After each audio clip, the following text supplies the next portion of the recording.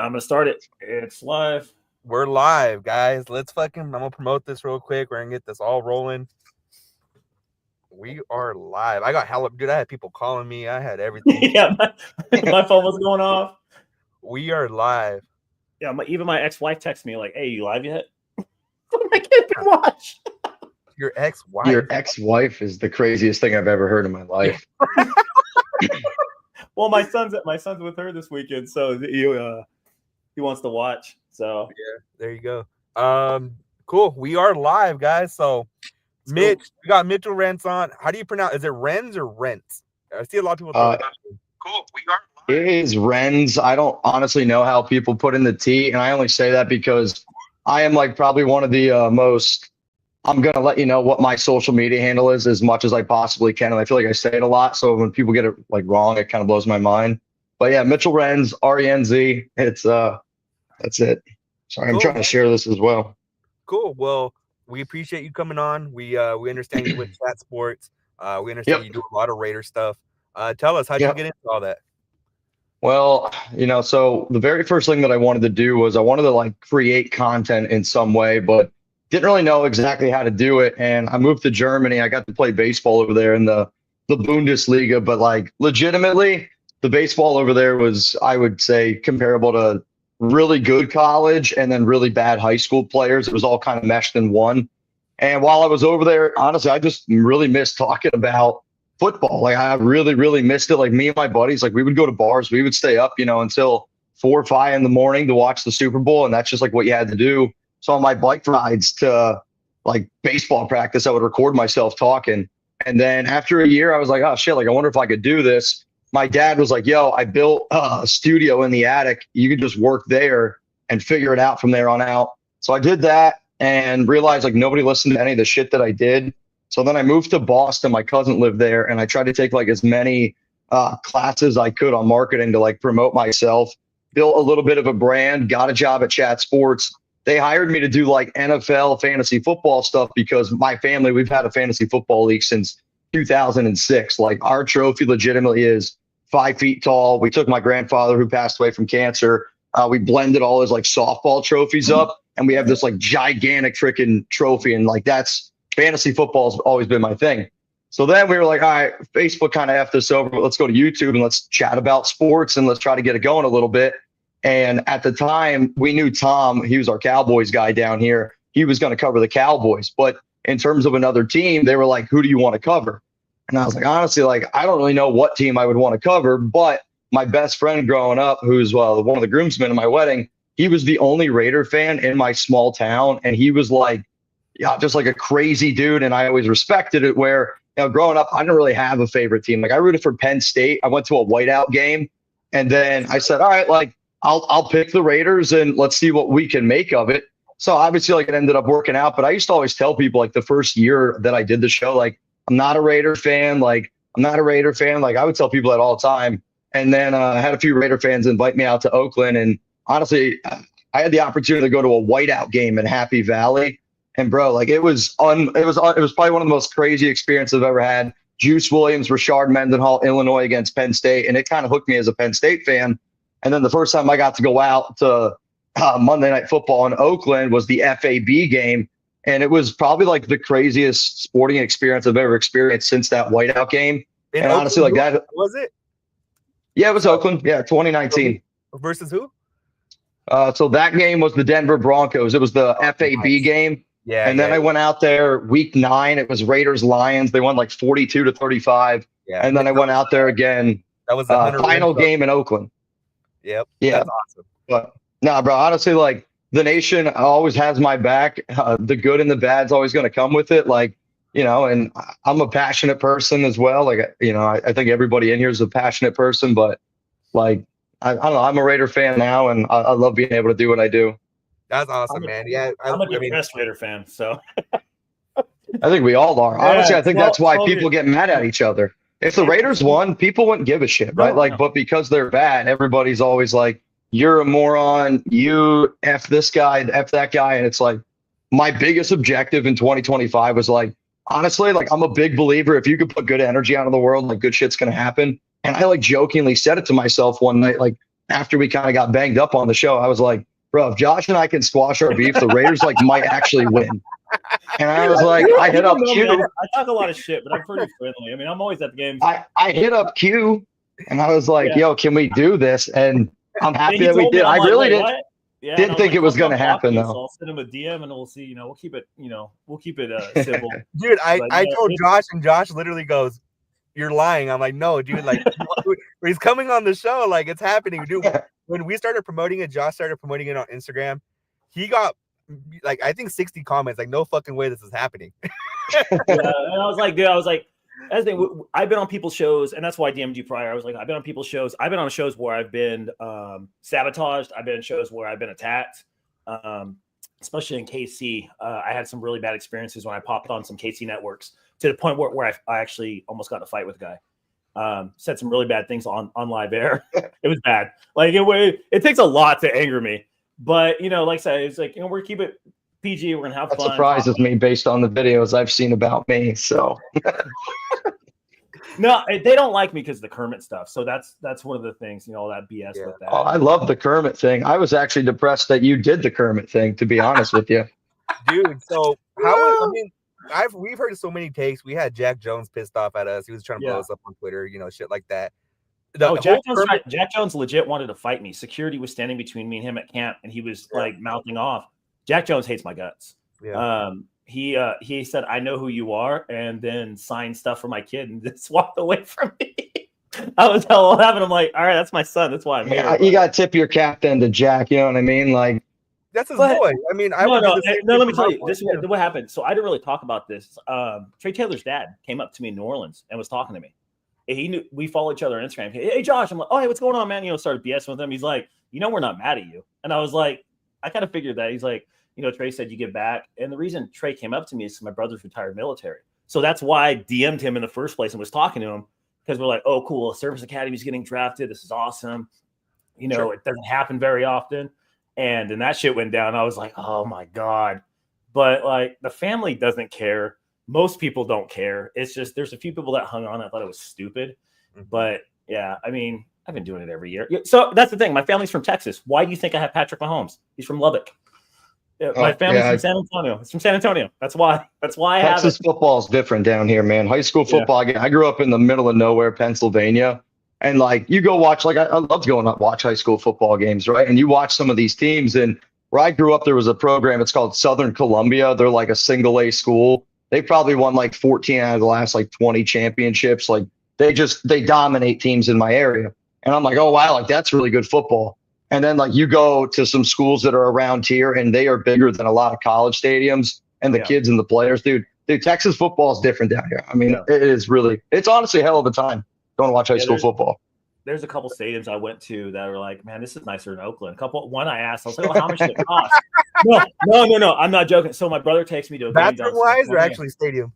The stadium, like there was like 20,000 people there. It was insanity. And I asked, I'm like, how much did this cost? Like, oh, we got grants and donators, and they said it cost about $20 million to build one of their stadiums for high school. I mean, I've never seen something so nice. And I was like, this is literally nicer than Oakland. Like they had big screen projections, they had TVs in the halls, they had walkways. I was like, dude, this is nuts for 16-year-old kids going out there playing. But it's 5-star recruits going to Texas A&M and Texas and all that stuff out of San Antonio. Oh, yeah. So it's pretty wild. That's awesome. Yeah, but Pete Carroll knew what social media was. I'm gonna ask right off the bat because I haven't really been on social media the past couple days.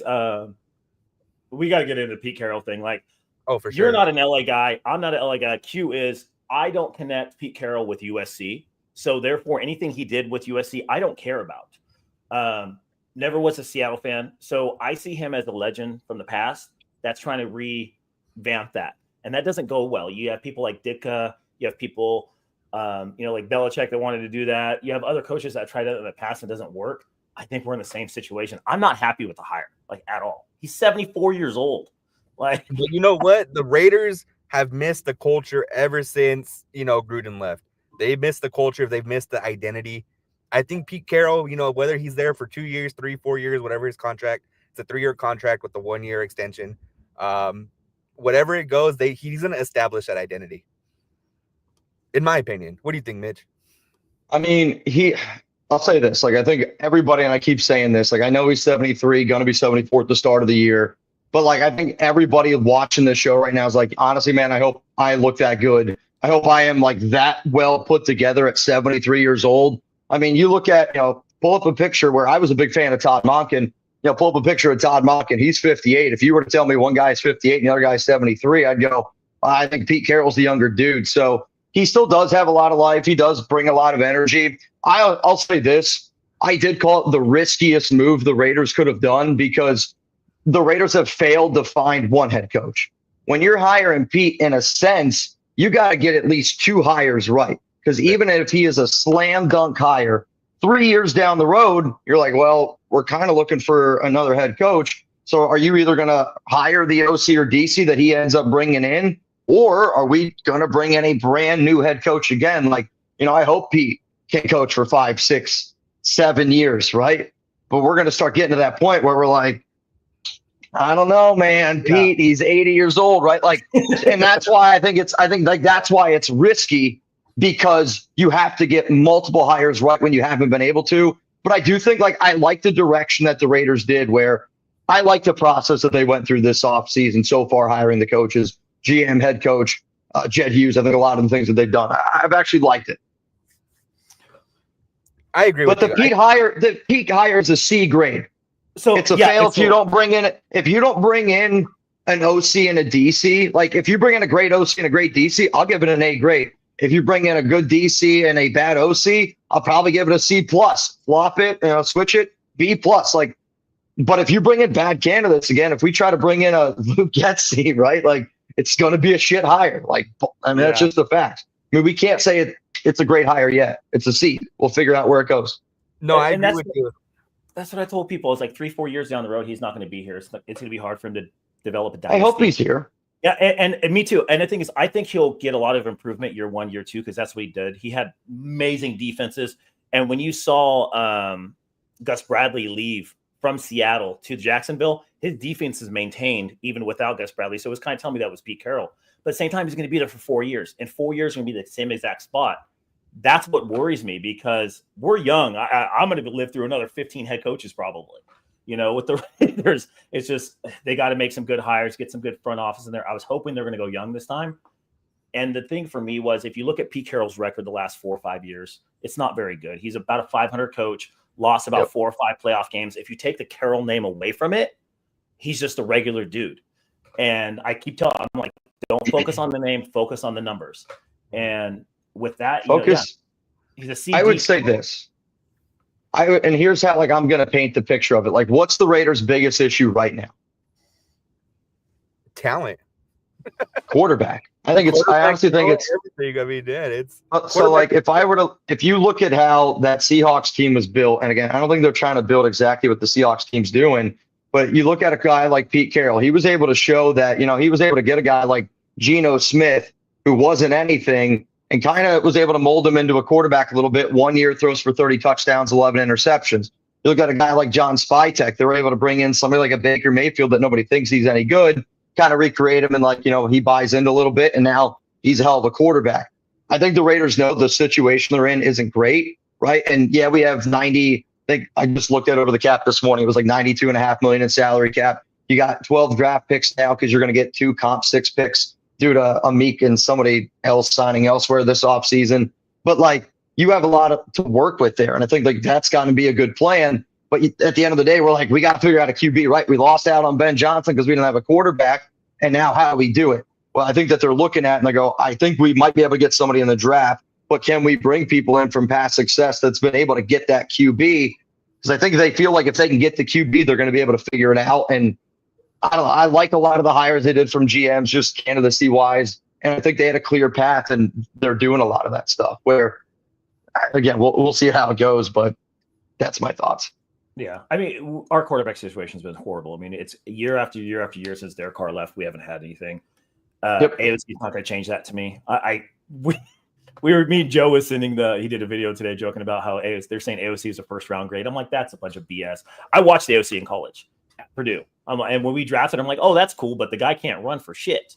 He's an up and down guy. Has no lateral movement.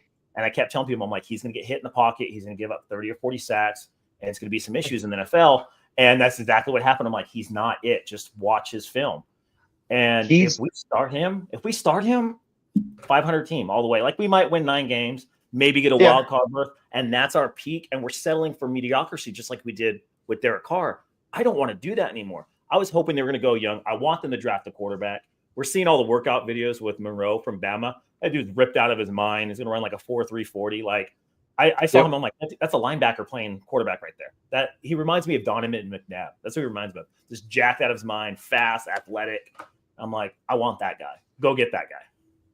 I mean, he's a phenomenal athlete, Milroe, right? And I will give credit. Like I like Milroe a lot, actually. Like he's probably my 3rd quarterback. Cam Ward's been my number 1 guy. Then it's Shador. Then it's Jalen. We agree on that. We agree on Ward. Cam Ward's my guy too.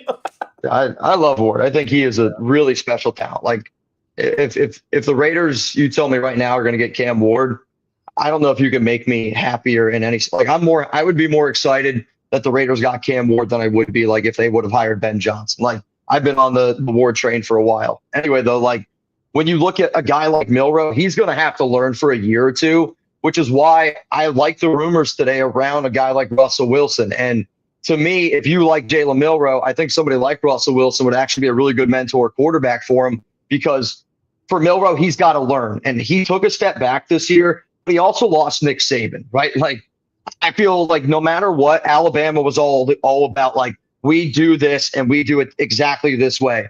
I don't care who you are, how many good coaches, players you have. You lose Nick Saban and people are like, all right, we got to like figure out how to do this. And for a quarterback that Milroe, to me, he's not the best passer. He's a phenomenal athlete, but so many times he went out there and I felt like he was like creating too often, or he just looked a little bit more lost, where, you know, I honestly think if Nick would have been there, I'd been like, hey, calm down a little bit. But if you let him learn for a year or two and he's in the same building with people that are like Tom Brady, and believe me, Russell Wilson's a cornball, but that guy's like he's a weirdo. He is, right? But at the same time, he's like so dedicated to like his craft. And you put Russell Wilson, Tom Brady, and you get those people that think the way they do, and then you put that off the field work ethic with a guy like Jalen Milroe and that athletic ability. Honestly, like I think it's worth the risk, because you also don't have to take him in the first round. But like it's a risk though, like because Milroe, I don't know if he can develop into a passer. And people are going to fall in love with him in the combine, because we saw it with Anthony Richardson. He's going in the first round. There's not. No, I agree with you. Russell Wilson, I mean, he's going to be a bridge quarterback, obviously, with his age. Milroe, you can get early 2nd round. I mean, even if you go a little deeper, you might be able to get a Jackson Dart, who's kind of has similarities to Russell Wilson. But no matter what, you have to get that rookie quarterback behind Russell Wilson. So I personally would prefer Geno Smith, a couple years younger, or Darnold if we're going to go the veteran route. But because I think, and I said this last year when there was all that hype around Russell, I think the Raider Nation would eat that dude alive. Like we would get in his head and just eat him alive. We are a relentless, angry fan base. We are. It's us and the Eagles. Like we're two of the same. We're angry to our players. I'm already seeing people saying F Max Crosby because of his videos the past couple of weeks. And I'm like, you're out of your mind. Like that's Max Crosby. Like, what are you doing? Like that's the face of our franchise. And you're saying, like somebody on my videos today and then YouTube, and I saw in other people's comments was calling him a pussy, all this other stuff. And I'm like, that's Max Crosby. That is the face of our franchise. Going to be a Hall of Fame player. And now we're turning on him because he looks unhappy. He has every right to be unhappy. But when it comes to Russell, I think our fans would just eat that dude alive. It would get in his head, just like it did in Denver. He played bad there. You know, he didn't excel there, and he goes to a new coaching staff where they accept him and a fan base that's loving and caring. We're not that. We're not that at all. I think here's the thing, though. Like Hackett was Luke Getsy. Yes. I mean, it was a terrible hire. Yeah. Go. Sorry, what were you going to say, Q? I was just saying that with Russell Wilson. I mean, you get him, you know, you give him Brock Bowers, you give him that safety net. You got to go get him a running back, whether it's a veteran. I mean, a lot of people don't like Najee Harris, but he's very consistent on his 1,000-yard seasons. Josh hates Najee Harris. You got to get him, you know. I think he's overrated. He's a little overrated, yeah. I mean, he only averages, 2 to 3 yards a carry, but I think you got to get him some familiarity if he's going to come over. And that's just my. If you're looking for 2 to 3 yards a clip, we already got that in Zamir White, so we don't need to go out and add Najee. You know, And there's other running backs like, Dobbins is a free agent and Jones is a free agent. But the thing is, you can draft somebody that's going to get you 3.5 yards a carry. That's not hard to find. Yeah. So overpaying Najee Harris, who's not going to get you 4 yards a carry, even between the tackles on a good offensive line, he still gets 3.5 yards. His first step is so slow. And for a guy he looked better this year. He did. But a guy that's 250 with no goal line presence scares me. It just scares me. I would say anybody that wants to get a running back, it's right back to the Josh Jacobs conversation where we all know Jacobs is a phenomenal running back, but it doesn't make sense to pay a running back anything 4 years, 48 when you don't have an offensive line, right? And on top of that, you don't have a quarterback either. And that's always been my take on it. But if you draft these running backs and we don't have an offensive line, I think the smarter way would be taking that salary cap that we have. We know we got an absolute stud in Colton Miller. I want JPJ to be the full-time center. And then, you got Dylan Parham. He's flexible at either guard position. We'll see what we got in DJ Glaze. But maybe you could sign a big-name guard or a big-name tackle in free agency. And then you go out there at pick number 6 if you want and take, maybe an offensive tackle that you like on the board. Maybe in the second round there's a guard where I think people fall in love with the names for running backs because people play fantasy football. But if you actually want to build, to me, right now, I'm looking at Omari and Hampton. I think he would be a really good running back with somebody like Spytek that's got a lot of good use out of Rashad White. Look at a guy like Bucky Irving. I think it's kind of a juice little back. And then Tom Brady, a lot of these backs that he had in New England, a Deion Lewis. We need somebody with a little bit of spark. And then you can find a thumper too. There's a lot of really good running backs in this year's class. I don't know. Najee, I don't like signing running backs when our offensive line looks the way that it is. I'd rather spend that money on the O-line, draft a running back. Yeah. And you draft a running back cheap, and it's just Josh Jacobs over. You own him for 4 years. You don't got to pay him for 4 years. That's the thing, because once they hit that 50-year mark and they're a 1,000-yard runner, they're going to get 10 to 12 million a year. And most free agent running backs are 27, 28. They're at the end of their career. Josh Jacobs has, I said, if we get a running back to replace him, I thought Zeus was going to work out. We should have kept, but hey, I think we should draft. I'm tired of us getting Band-Aids. That's what we seem to do. We get a Band-Aid every year for different positions. We never draft appropriately. We get a Band-Aid at quarterback, get a Band-Aid at running back. We drafted this past year well. This year we did. And then we fired the GM. And then it's just. Again, at the end of the day, though, think about it, right? If you're running the business and you bring out the best, I don't know, if you're running a restaurant and let's say you get the McRib and you get another good sandwich, but your restaurant still fails because you win 4 games, right? At the end of the day, they had money to spend. They needed to figure out a QB, and their situation was, we're going to pay a guy like Gardner Minshew 2 for $25, hope that we get Jaden Daniels. That didn't work out. And I get there was a different situation, but you also hired Luke Getsy. The Raiders were one of the worst teams in the NFL. Did we get JPJ and Bowers right? Yeah, we did. But then I also think legitimately, and I hate saying it, but I think JPJ and Brock Bowers are going to be good on almost any 32 NFL teams because I think they're that talented of players where you watch JP, he might be a top 5 center right now. He ragdolls guys. He is a physical guy and I love what he brings. And then Bowers is that dude where, I'm not going to sit here and go, Tom Telesco found Brock Bowers and JPJ. You got to give him the applause because he got it right, no doubt. But I am a believer where I'm if we still didn't win football games and we're still really bad and we hit 2 home runs in the draft. Quarterback, next year, if we actually get a quarterback, draft a quarterback, that's going to be their best friend. That's why this quarterback draft class is not good, but that's our biggest need. You can't win without it. That's why people reach. People criticized Patrick Mahomes when he got drafted at 10. People criticized Josh Allen when the Bills got him. People criticized when the Eagles drafted Hurts. They always criticize those late round draft picks or reaching for a quarterback, but you have to do it this day and age because somebody else will. So I could really see us, if one of those quarterbacks falls to 6, I think we're getting them, period. End of story. I hope it happens. Shador or Cam? Shador or Cam. If one of them falls, we are getting them. Oh, for period. sure. Period. No, it's not even an up. And yes, you are reaching for it. That's not, I don't think that's really a disagreement. They're 10th, 15th, maybe even a second round grade for some people, but that's our biggest need. So if we don't address in the first round, we have to address in the second or third. We have to get somebody in there to compete because I'm tired of signing these losers at quarterback. I jumped on the Minshew train this year. And I've been getting shit for it all year. I had hope. I was like, maybe we'll win some games. We got somebody that can ball, and it just blew up. I'm tired of getting the Band-Aids, And I feel like that's what we're doing again this year. It's just another Band-Aid. We're going to go get Darnold. We're going to go get Smith. Every quarterback that Pete Carroll's ever coached is going to be attached to us now. It's just, Well, any player. I mean, DK Metcalf rumors today. Yeah, Metcalf's under contract. So is Geno Smith. Yeah, I mean, even coaching hires. I mean, they're already saying Nathan Carroll's going to kind of be the passing game coordinator. Anyone that's attached to Pete Carroll is going to be, in the mentions for the next couple of weeks. Especially when he becomes a head coaching hires. They have, Pete's offensive coordinator. Apologize. They have Pete. He was Seattle's passing game coordinator, and so on. So let's lead into the next conversation. Offensive coordinator. Obviously, that's the biggest scheme we need. We need to score some damn points. We ranked pretty low last year. We were under 20 points per game last year. So who do you guys think the offensive coordinator?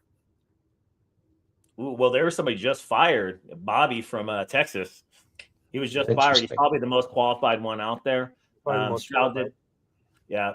Stroud had a sophomore slump, though, I will say. He took a step back, but I think that was Stroud himself.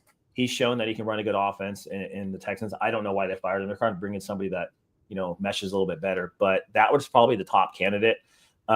We keep seeing Bevel because it's attached to Pete Carroll, but Pete Carroll fired him. So we'll see if that works out or not.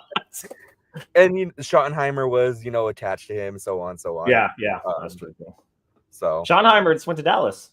Yeah, I don't know why. I have no idea what they're doing. No clue. They're more dysfunctional than we are. That makes me happy every day. It's the craziest. I mean, it's our Cowboys guy, Tom. He literally was like last week. He's like, because I feel like imagine you're sitting there at your house and you get the notification the Raiders are considering hiring Brian Schottenheimer. We're all sitting there like, yeah, all right, F that. Like you'd laugh about it. Yeah. And he said on his show, he was like, I'm going to throw a toaster in my bathtub if they hire him. And then, you kind of like see it.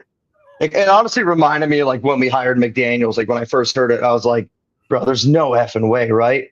And then it was like, oh my God, this is really going to happen. And then, dude, it happened today. Like, I got to pick up my fiance tomorrow from the airport. And dude, she was literally like, who the heck is, and she tried to spell it. And it came out like, the song John Jingle, what is it? John Jacob Jingleheimer Schmidt or whatever the hell. We went on a whole tangent about it, but like Brian Schottenheimer, what a terrible freaking hire. In terms of OCs, John Jingle. Oh, they were joking. They were joking about it on ESPN. I can't remember what insider said. Oh, the Raiders are going to hire him. I was like, no, God, no. I was like, no, please, God, that's not real news. Chance. I mean, OCs. I did a show on it today. Again, if you guys want to check it out, Raiders Sport YouTube. Shameless plug. I think Mike LaFleur could be a name to keep in mind. He's the offensive coordinator for the Rams, and I only say that because I want people from that Sean McVay tree. It seems to work out really well, and he doesn't call plays there. McVay does. Maybe it's an opportunity for him to come over here. Like that would just be a name that I would call. Clint Kubiak, I think it'd be an intriguing name because the Kubiaks, I think, is a system that Pete Carroll has ran in the past. And again, I think it's a system like Russell Wilson could run. I think it's a system Geno could run, a lot of play action there. I throw out the name Byron Leftwich because he was the OC when Tom Brady was down there in Tampa Bay, which I'm like, he's got a spy tech connection. It's a very Aubrey Pleasant. Brady's going to bring in his own guys. Like Shane Waldron. Yeah. That Brady is starting to take over, and we're starting to see that. That's what made me laugh because when we saw that Liam Cohen was in Jacksonville, immediately at 10 o'clock at night, you see Spytech sign a contract. Damn well Brady called him. Is like, hey, you need to sign this shit now. Like, who signs a GM contract 10 p.m.? Like nobody. Like Cohen was in Jacksonville, and then all of a sudden our contract signed. So yeah. I think Brady's starting to take over. I just say this every year. I have hope for Mark Davis. I hope he relinquishes more and more to other people that are more informed about football. He's done great by us in Vegas, getting us a stadium and stuff, getting us out of Oakland, which I'm happy for. Family friendly. I feel safe walking around town. It's not Oakland anymore. Like I miss Oakland, but at the same time, he's a businessman, and I want him to. I'm not being rude about it. Khan is a businessman too, and he's trying to run that team. He's running into the damn ground. It's just I want him to take a step back and let football guys run the football operations. I thought he was going to do that with AP. I thought he was going to do that with McDaniels, but you kind of saw his hands in there. Brady seems to me like the type of guy that's going to be like, hey, you need to back off. And Brady has the collateral to say, this is what you need to do, and just go like this. With Dion, I was like, that's the other thing. If we ever hired Dion would be like, go away. I'm a Hall of Famer. But at the same time, it's just. I said Dion was the safest hire Mark could have done. I don't think it would have been the best hire the Raiders could have done, but it would have been the safest for Mark. I mean, win, lose, or tie, Mark's putting the stupid amount of money into his pocket, but we're not even going to go down that way, though. Well, I think one of the things, you guys were just saying, Tom Brady's going to do that. I kind of think that's one of the reasons why, though, we got to like to hire around Pete Carroll, where you go through any other candidate that the Raiders looked at, you pick any other name on that list. If you put any other candidate on that list at a dinner table with Andy Reid, Jim Harbaugh, and Sean Payton, I don't care if it was Ben Johnson, I don't care who, they're going to sit at that table and go, they're going to be, Pete Carroll's going to look in the eyes of Andy Reid, Sean, and Jim, and he's going to be able to be like I belong at this table. And that's what the AFC West is right now. And the fact that you got to go through that mental battle 6 times a year, I wanted Antonio Pierce to work, so freaking bad. And I keep saying, I think we all did, because, it felt like one of us could be a head coach someday. I know it's a crazy thought, but I would love to work in the Raiders GM room, right? And that scares maybe some people in this thing. But when you see these guys like Louis Riddick getting interviews, when you see some of the crazy shit that just happens, I think, in the NFL, but AP felt like, all right, man, this was one of us. And it just did not work well. And I felt like every game we went in with Antonio Pierce, I felt like we were at the disadvantage at a coach. Legitimately, I don't think we're ever going to go into that with a disadvantage with Pete Carroll. We might be at a disadvantage with DCOC, but with Pete Carroll, as a football team that needs a little bit of that confidence and swagger, I think he's going to bring it. And I think people are going to have fun. And yeah, you got to win to have fun. Don't get me wrong, but he's definitely going to be the right culture builder. And we clearly need any help we can get right now. Yeah. No, I was telling people today, I'd say 3 years and we'll be a fringe playoff team, maybe 2 if we're lucky. But at the same time, and that's why it's risky. Yeah, because then you're now I got to find a new head coach again. Yep, what's your playoff team? We got, and realistically, if we're talking, we got 4 good years with him. We got 4 solid years of him coaching. It's going to take 2 or 3 to turn around the team. So if he can do that in year 2 or 3, great. But then we got to find somebody to pass it on to. It's people were trying to say, "Oh, take the bet. You didn't like the Carroll hire, bet to wear a Chargers jersey." I was like, "No." I was like, "Watch, we're going to win 9 or 10 games on year 3 and get knocked out in the first round." I was like, because that's the talent level we have, and that's probably what he's going to do as a coach. But he needs to be able to pass that on. And in recent history, passing on a team to another coach doesn't necessarily work out well. I got a question for Tomlin, it did somewhat. So they were 8-8 when they passed it on. And you look at Belichick, they fired the guy that he wanted to coach his team. It doesn't always work out. So Raider fans are very optimistic. And I always say this, that we think that we're better than everybody. We think we're different. We think we break the mold. It's like, no, we got 3 first-round quarterbacks and we're rolling with AOC. Why are we special? Why can't we pass on a dysfunctional franchise to a brand new coach that's going to do well? What makes us different? It's like, there's certain things that work in the NFL. You got to follow those rules. So hopefully we can find somebody, a coordinator. I would be happy with some of those coordinators becoming head coaches that, we're talking about hiring. I think they'd be good coaches. Yeah. But I think if you do a reverse Antonio Pierce, we brought in Marvin Lewis, we brought in Tom Coughlin to kind of coach him, a little more. With Pete Carroll, maybe you bring in an assistant head coach, kind of like Marvin Lewis, a little bit younger, let him learn for the next 2-3 years, and maybe you proceed that way. I mean, the thing that I said on my show the other day, and I was like, if you told me right now I could wake up in a dream world and I could put my dream coaching staff together. I know Pete wanted to be a head coach again, but again, I've been calling Pete a bridge head coach. We hear bridge quarterback all the time, but Pete's kind of a bridge head coach right now, right? I mean, it's just Father Time is going to make him a bridge head coach. So you bring in a guy like Pete and he can create and he can do all these great things. But what if we were able to make Pete assistant head coach, right? Assistant to the regional manager type shit. And then if we were so interested in Ben Johnson, because Pete Carroll and Ben Johnson are very different, right? I mean, the styles are very different. Now, I know that the Raiders were interested in Vrabel. I think as soon as the Patriots whole thing happened, Vrabel went out the window and they were like, all right, because Vrabel and Pete are kind of the same. Ben's totally different. But if the Raiders were all in on Ben Johnson, like, how are we not interested in a Cliff Kingsbury? How are we not interested in a Liam Cohen, a Joe Brady, one of these young offensive minds? And you could bring like Pete in as the assistant head coach, let one of those young minds take over and be like the head coach. That's also kind of like the easy transition period once Pete has to go. And then you could bring in a DC, you could bring in an OC. But I mean, again, like, that's dream scenario. That's me wanting Dion and him being able to bring in Shador and Travis Hunter. Like, it's a dream. But that's what I would have tried for. I mean, we live off of hope. And, you know, I was talking, BSing with some of my friends today. I was like, I look back at the Raiders head coaches. I'm like, I've had 9 head coaches since I've been a season ticket holder. 9. And I was like, at some of the guys, I'm like, oh God, I remember this guy. And I'm like, Jesus Christ, dude. I'm like, I just want to win. Like, I just want to win. I don't care how much ticket prices are. I don't care how expensive hotels get. I want us to win on a consistent basis because we've lost for so long, for so many years. We have hope. We have hope at the beginning of every year, and then we're crushed. Yep. Pete Carroll is going to bring hype and hope. The first 3 or 4 games are going to be absolutely wild. And if we go 3-1, it's going to stay that way. We go 1-3, we're going to be crushed again. We're going to be angry Raider fans all over again. Yeah. I got a question. We're in Vegas, right? Earlier, you just said we're going to win 9 games, make the playoffs, lose in the first round. Would you sign up for that right now? Oh, 100%. See, I'm different. I don't want to be mid. Years, I would. I want a dynasty. I want a young coach. I want somebody that's going to build that can be there for 10 years. First year, you win 9 games, go to the playoffs. You're a top 12 team first year. With this roster, you would sign up for that?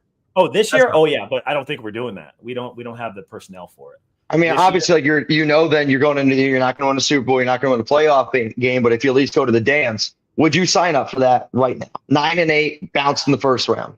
This year, yeah. I think it depends. Let me say so. I think there's a variable. Who's the quarterback? Do we have a quarterback, behind him? Because I mean, if we're gonna go, that's gonna be what, the 20th pick in the draft. We're gonna be in the same position again if we don't have a rookie quarterback behind who's ever leading our team at the time.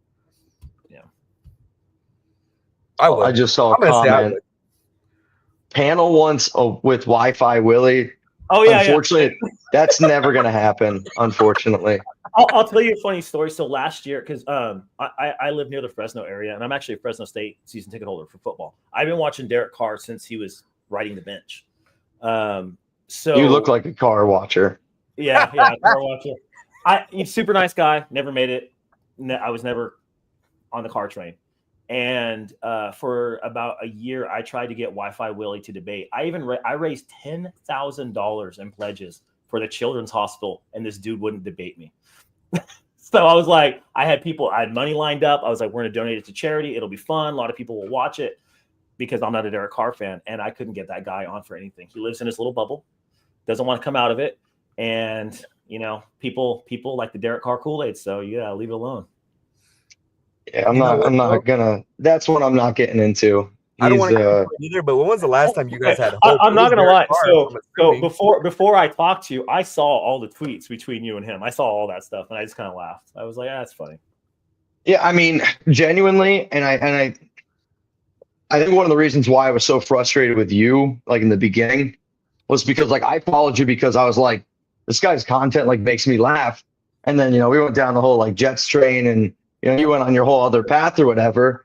And I was like, damn, like, well, I mean, but like, I'll always say this, I will always try to smooth it out with anybody. And, like we didn't see eye to eye, obviously. I mean, we're totally fine now. I think we were able to talk, squash a lot of stuff, but like I always feel like I'll go in somebody's DMs and I'll be like, hey, blah, blah, blah, blah, blah. Like, what's going on here? And I've done that with anybody I feel like I've ever had beef with. And yeah, I mean, that was one guy that he was not happy with me. And I get it. Like, I know some people do look at me as competition because it's just like what this world is. And I'm a competitive person too. Like, not going to lie to y'all. Like, I want my videos to do well. Y'all want your videos to do well. But like, dude, sometimes the craziness that happens in Raiders drama, dude, I'll be real. It's probably my least favorite thing about covering this team, where I've never seen anything like it. Like the high school, like middle school. We're toxic. Like I'm from the middle, like I'm from like central PA, where I'm like, everybody knows everybody. Like you can leave your keys in your car and you're not worried about anything. Like I know certain people like in my hometown where their house is unlocked. because they're just like, and I know that from like living with them, like you just like grow up with everyone. So I'm like, I don't know, like I've never like been around this much crazy shit, and it's a totally new world for me. But I get it. Like, I don't know. I mean, I've had a lot of conversations with people like out in Cali, and there's a lot of politics maybe that, you know, I don't fully understand because I'm not from there. But yeah, I don't know. Sometimes the Raiders drama and content creators blows my mind. I don't know if it's just it's so fast paced in California, because Raider fans, if you disagree with something, they're going for your throat. You don't know your shit. mom's a hoe. Your mom's a hoe. I've had people You're going for everything, bro. From like I can say I want 2015. Russell Wilson. He goes, "What the fuck do you mean you want Russell Wilson?" And it just turns into a whole blow up. Like, they just don't know how to take opinions very well.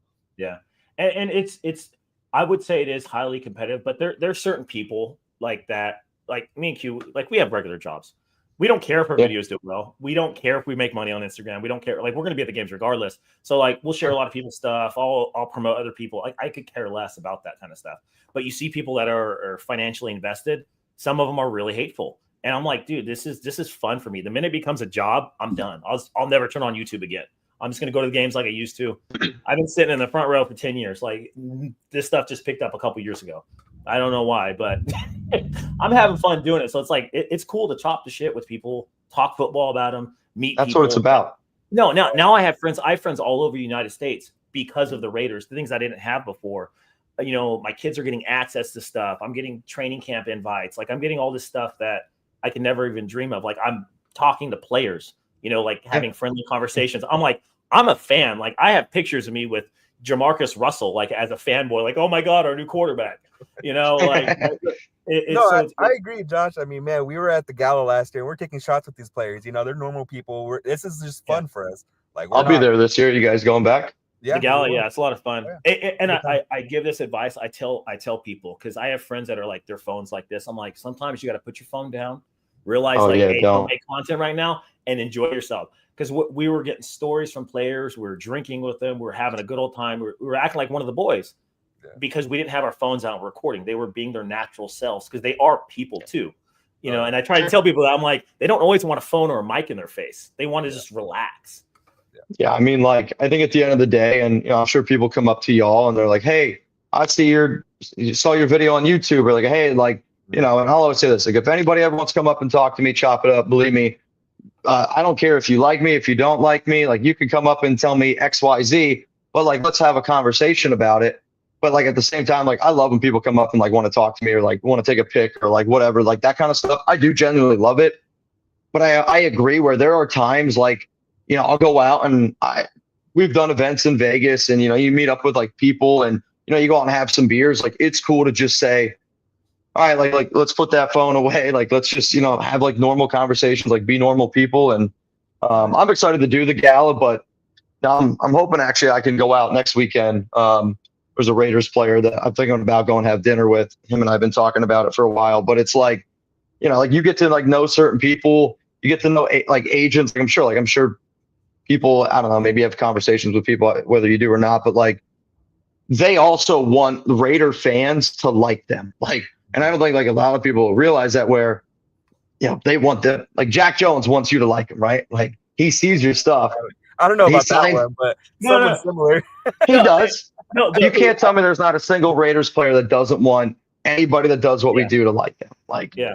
And I talk to people about this. We joke, they watch our shit. Like, if you think they do not watch our stuff, you're wrong. I've been in the stands and had players walk up to me and laugh and be like, "Hey, I just saw your story." Like, a filming Mark Davis or saying something stupid. Like, bro, that was hella funny. I just watched it. I'm like, "Hey, thank you, man. I appreciate it." Like, players coming in a locker room saying that. So I just tell content creators, they watch your stuff. So if you critique players, they remember who you are. Oh, for sure. And I've been blocked by many players because and that's the thing. But the thing is, you got to keep, which is sad. You got to realize that you have to critique. You got to be honest. You shouldn't flip flop. Stand by your word, even if you're wrong. You know, I'll critique a player. I'll show videos, things like that. And I've had players come up and say shit to me because, like, I saw what you said. You know, like Jack Jones got mad. I made his head a piece of burnt toast, and that pissed him off. You know. So, but it's like by Keyshawn Nixon one time too. Yeah, I'm blocked by the whole Carr family. It's great. We have like a club. But I mean, Derek's the only one that doesn't have me blocked, and like, I get it where Well, like, I mean, I get, like, I would be upset too if people talked about, my whoever, where my cousin Andrew, he was a D1 quarterback at Lafayette. It's actually, I used to we partied a few times, but Deuce Gruden, he was a running back at Lafayette the year my cousin Andrew was the quarterback there. And we had a catcher on my baseball team. Him and Deuce looked like identical. They were short redheads, absolutely jacked. And, we had like a Christmas party with them. Gruden and I can actually remember one year brought the freaking Monday Night Football bus. This would have been back in like 2013 at a Patriot League game. But like I was hearing people like ragdog my cousin Andrew because he threw a pick, and I'm like, you kind of like want to like battle that. But when people like talk shit about me, I don't know. I kind of block it out honestly, and I kind of think like that's how Derek is. Where I said a bunch of times on my show, I would say the number one player that I've talked about that has helped my career go is Derek Carr, where I'm like, I respect DC, but I'm still allowed to say he's not a top 20 quarterback and he's not a QB that I want to pay long term, where some players hear that and they go, blah, or you're blah, blah, blah, blah, blah. And I'm like, I'd be upset about it too, but you also got to understand, like, I got to do my job and I got to be able to like tell my truths. Yeah. And what you say gets you interviews places, get you into places, get you access to things. That's why we say it.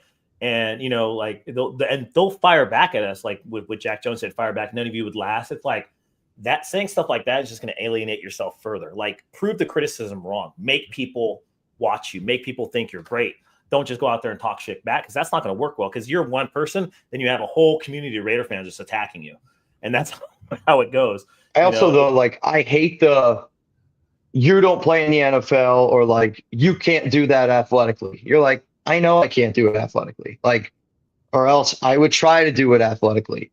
I think sometimes just like there's just a frustration level of, and it's bottom line, like, I don't care if you serve, you're a nurse, right? I think that's right, Josh, right? Like, if you were a shitty nurse, I'd say you're a shitty nurse, right? Like, Q, I don't know what you do, but you were late today, so you're bad with time, right? Like that's just being honest, right? Like, but like, it's those are the truths, right? Like, and I like when people tell me like, Mitch, you do this bad, where I would say the number one thing that I get is like, you talk weird, or you talk funny. And I know that I talk funny, but I'll also say this, nobody talks as much as I do. And you have to like legitimately talk with your diaphragm. Like, you got to talk with this. Cause I remember the first year or two I did this like whole gig, I would lose my voice all the time. Like, I never had a voice. I never could yell and do all the crazy shit that we did every single day.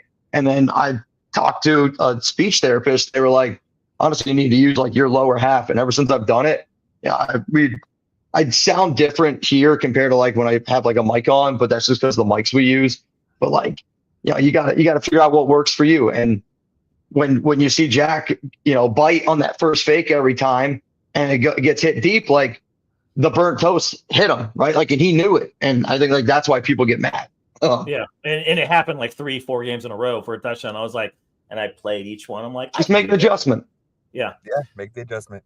Definitely. I know. I've had people say I have a fake voice because I'm a lot louder online, because that's how you get people's attention. You talk, you're more energetic. Really? You think? Yeah. I mean, Q see me, like sometimes I'm just, but most of the time I'm just a ball of fucking energy. But you're something. I'll tell you that. Yeah. I have fun. We all chase the same thing, man. We all love the team. I mean, whether it's financially, we're getting profited, or, we're doing it for fun. I mean, this is all we do. There's no need for all the bullshit that comes with it. And like, there's a lot of what I love with it. Oh, dude, there's a lot of effing bullshit, right? But what I love, profiles, we could in your comments. We could take all these comments off, and legitimately, like, we could all hang out and just talk like this. And like, I like doing this type of shit. Like, I love talking football. Like, if we ever were to hang out in person, anybody in the chat, like, this is what I would love to do. Like, let's talk, like, let's chop it up. It's what I've done my whole life. So, like, the ability to be able to do this with people who I've never met, though I was told if we did ever meet, I'd be in trouble. So we'll see how that goes. You squashed it, so I don't know. Wi-Fi Willie, though, I don't know about him, though. But I tell people, like, there's only been 2 instances where I actually got in altercations with Raider fans, and it's because they brought up my children. That's a no-go zone. Sure. And one guy said something, and I walked up and handled it, and the other guy's still running from me. And it's the thing. It's like, I'm super friendly. If somebody comes up to me and says, hey, blah, blah, blah, they talk shit online. Like, so the whole Derek Carr thing, like, people hated me down there, hated my guts. saying things wrong. And after it all blew over, some of the guys down there, a lot of them apologized. Hey, we got too personal, and now I'm friends with them. So it's like, if you can be a man and say, hey, I messed up, or hey, let's chill, let's relax. Good, cool, call it a day. But there's certain things you don't do. Like I've had people like cuss on about my kids online and things like that. I'm like, you're going too far, man. Like just chill out. Like, yeah, or like, cause I don't know. See, I don't know how much of the stuff of mine you watch. But like, I mean, I've had you blocked for probably 2 years. I'm unblocked now. And the thing is, like, I told you I watched your stuff prior to when you slept in. I was like, I know. I tried to DM you. We tried to talk in the DMs. And then now. Well, honestly, the whole Jets thing has always been one where I'm like, it's just such an eye roll, and it's like, how do I put it? I'm like, do people really think that little of me? Where I'm like, I would get an entire Raiders leg sleeve, and people are like, this guy still doesn't like the Raiders, or like, again, people can agree with me or whatever. And I was able to turn this into my full-time gig. I get it. But like, I respect people that hustle. Nobody works harder than me in terms of like Raider circle. And like, I do it though, because like, I love like being able to like talk about this team and stuff. So when you started talking about the Jets thing, I was like, oh man, here we go again with this guy. And I was trying to like block out some of the negativity, but I watch your stuff too, because energy wise, like you need energy. Like if you're not going to bring energy, people are going to listen to you. People are going to pay time to you, because if you're not energetic about what you're talking about, why am I going to watch you online? And it's kind of the way, people are online. Like you got to catch somebody's attention in 3 seconds, or else somebody's going to be out the door. And like we do make content very similar. We definitely have different thoughts at times, but legitimately, I am happy that we were able to do this today. So, and I, because you live in Texas, right? Yeah, I just moved down here. Oh, okay. Well, not just. It's 2017. No, and I've been telling, because I've been going to games since I was a kid, and I tell everybody the same thing that makes social media, makes videos. I'm like, go to games. I'm like, if you ran out to J-Lot, you know how many people would be happy taking pictures, photos, you'd be able to get interviews, content. That's the thing, like, people want us there at games, and that's why I make more of an effort now to go to games and because I never used to record anything. I would just sat there and watch the game. And then I started recording with my son. I started showing how I get the autographs. I've been doing that since I was a little kid too. And like that, people like that stuff. So it's like, go to the game, have fun, be energetic, show people what the experience is and things like that. And they love stuff like that.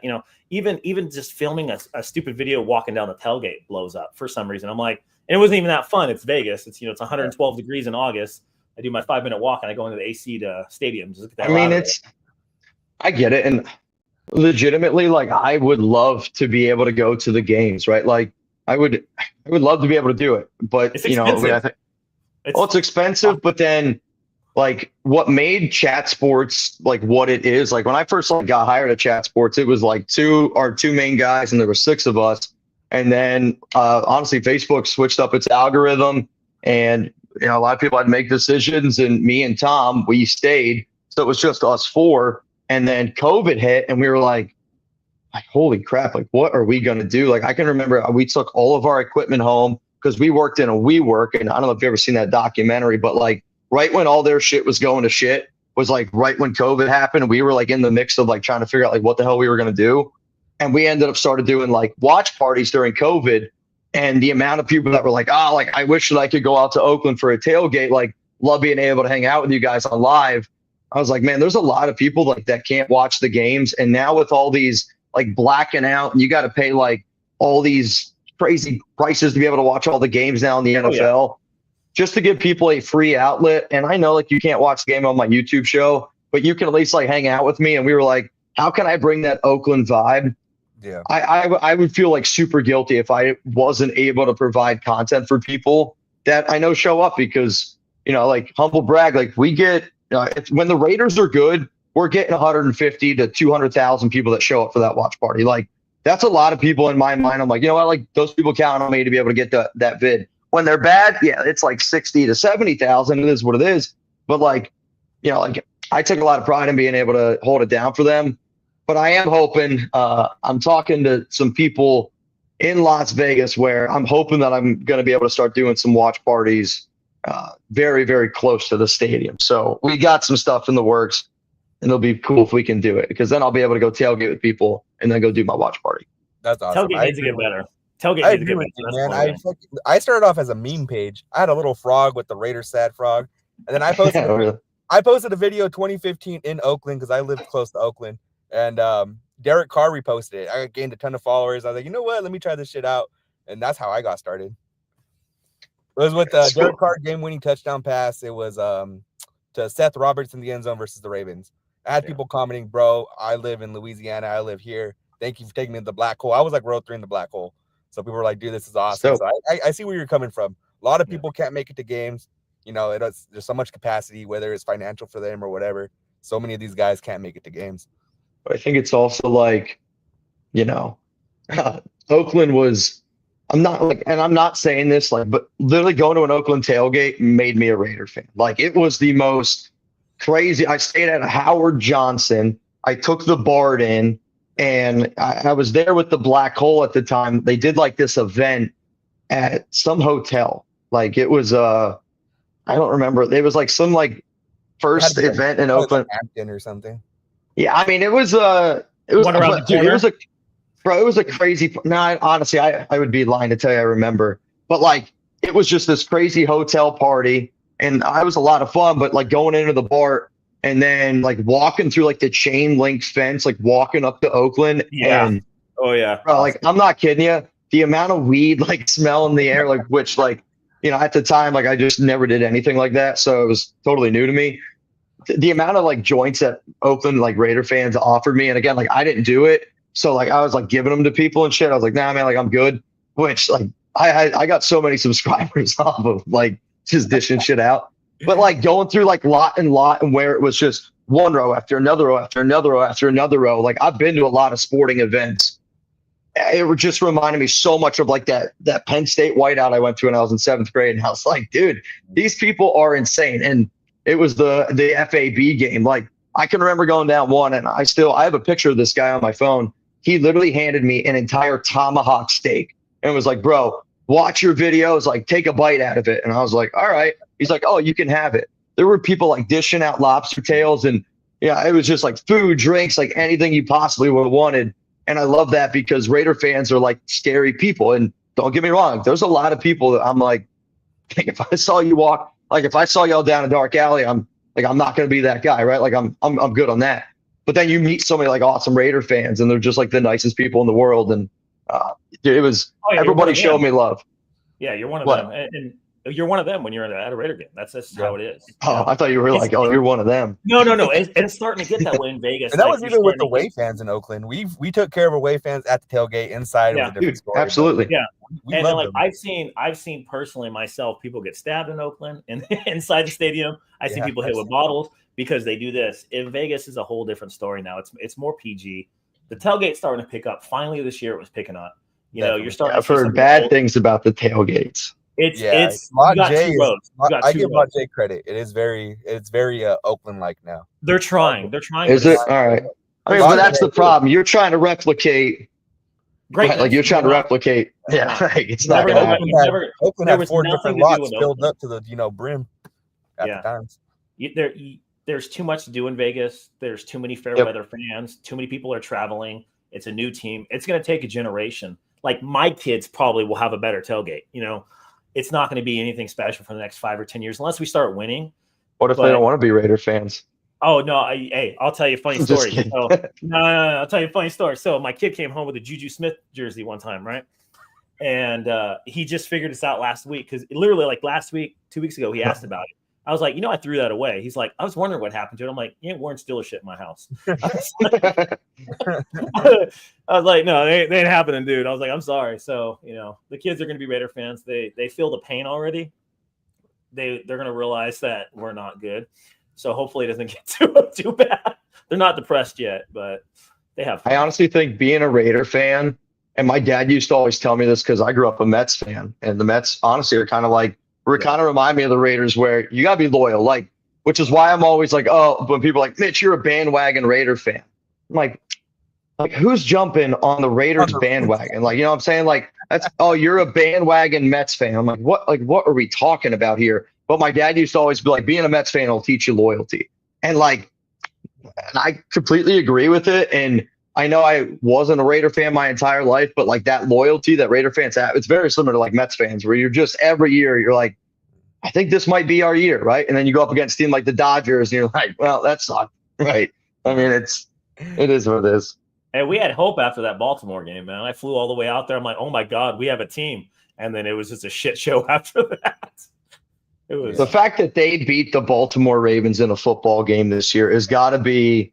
I think if you put that on Ripley's Believe It or Not, that'd be the craziest thing on the episode. Yeah. Gardner Minshew went to Baltimore. I know my favorite quote I saw was like, the team that last beat the Chiefs at home and the Ravens must be in the playoffs, right? And I was like, oh my God, that's us. Yeah, that's bad. That's bad. You know, but hey, you know, it is what it is. We got a good D, we got a good core. We're one of the youngest teams in the NFL. We need the few key pieces to put it together, and we need somebody to put it together and work with the team. Pete Carroll's going to let people express himself. I think like they have different vibes. Pete Carroll and AP kind of have the same energy to me. They're players, coaches. They're friends. They're not going to scream at you. They're not going to cuss at you. They're not John Gruden. They're not yelling and grinding you to death. They're letting you. I think Pete is going to raise his voice. Like, I think I like Pete because I think he coaches like the way that I'm going to parent. Like, you know what I'm saying? Where I'm like I'm going to be like, I'm a great dog dad, right? I'm sure you're a great dad, but like, I'm sure like if he steps out of line, you're like, you know, you're not afraid to put your foot down, right? Yeah. And I kind of think like that's how Pete is, where I know Pete's going to love those guys and those players are going to know that he loves them. But if they step out of line, he's not going to be afraid to grab them by the collar, look at him in the eyes and say, go lay down in your corner, right? Like, and I think like that's what Pete's always done a great job of. You're good, dude. As long as it doesn't bring you know what? I got some hope, though. I think Pete Carroll's going to do well. Yeah. I don't know if he's going to do great. I really think he'll have above a 500 record. Yeah, I think he's going to do well. But like I said, it depends on Q. Yeah. Russell Wilson's the quarterback right now. What's the Raiders' record? Russell Wilson's the quarterback right now with the team that we have, no additions. I would say we have 27 free agents. Like, yeah, well, we're borderline 500. Borderline 500. I would say 8 and 9, 9 and 8, maybe ceiling 10 wins, but that's pretty high. You sound like a Raider fan. I love it. Yeah. I see. I got shit this year or last year with our first year. I said, "Oh, we're going to be, between 6 and 8 wins," and I got chastised for it. This year, I said, "Hey, we're a 6-win to 9-win max." Same thing. You're a fake fan. You're a POS, and I'm like, I'm realistic. I'm not saying we're going 17-0. I'm not giving you some PC answer. Like POS statement might not totally be true. So, same question to you, Mitch. This team right now, we're Russell Wilson at quarterback. What's our record? I'm probably saying 7 to 8 wins, and I only say that because, again, I don't know who our OC and DC is. Yeah. We were really bad this past season, and I know we have the second most money in salary cap, but Max Crosby wants a new contract, and I think when you look at the way they structured Pete's and Spytek's contract, I think it aligns perfectly of like what they're going to try to do with Max, where he's got zero guaranteed. He wants $30 million a year. I think they're going to structure it the way they did with like Devontae, where it's a 5-year deal, but they can get out of it in like the 3rd year, which I think is going to align with Pete. You can give him that, one extension. I think it's going to look, because he wants guaranteed money, the way that the Rams did it a few years ago with Aaron Donald. They were like, hey, we're just going to give you a raise. It's going to be 3 years. It's going to be fully guaranteed for that first 3 years. And then if you hang out, those last 2 years will also make it worth your while. Because when you look at the way Crosby's contract structured now, he's got 3 void years after his contract's over. So 2027, 28, 29, like he's still going to be on our books. If I was the Raiders and I knew that, again, it's a small salary cap percentage, but if I knew that I was going to be paying a guy like Crosby, to me, he's too good to be paying him and not be on our team. So I would try to figure out like a Devontae Adams type of deal. I think like Crosby's online with this. Like, to be honest, like he's got to be excited about Pete. I saw your eye roll, and like I get it. But he's looking around. I think stability, like I think about this. I think Max Crosby probably looks at his window as 3 years until he's 30, and then he's probably going to want a new deal. I think out of all the candidates, the guy that I have the most confidence in to get this thing to be good in 3 years, I would say would be Pete Carroll. again, like what does good look like? Maybe it's mediocrity. And maybe if we get to mediocrity and then you can get a quarterback like a Jaden Daniels and get a little bit of swagger, because that Commanders team is very mediocre. They are. They're just right now in their bag with Jaden, and he's got that whole team right now, I think, churning, man. But Russell, I would say 6 to 7 wins. But we got to sign a lot of those guys on defense too, dude. Like there's so many. Oh, yeah. Trevon Merrick, Marcus Epps, Nate Hobbs, Robert Spillane, Divine Diablo, Malcolm Kuntz, Adam Butler. Oh, I all free agents.